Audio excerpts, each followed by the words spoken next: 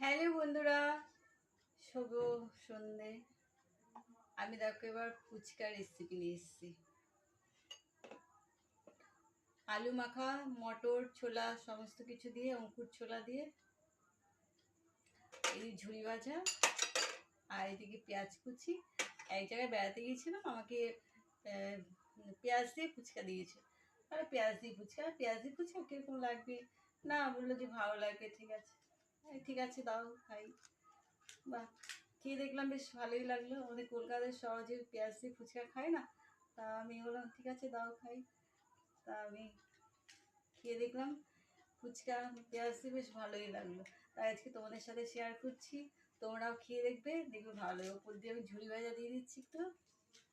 এবার চলো শুরু করি।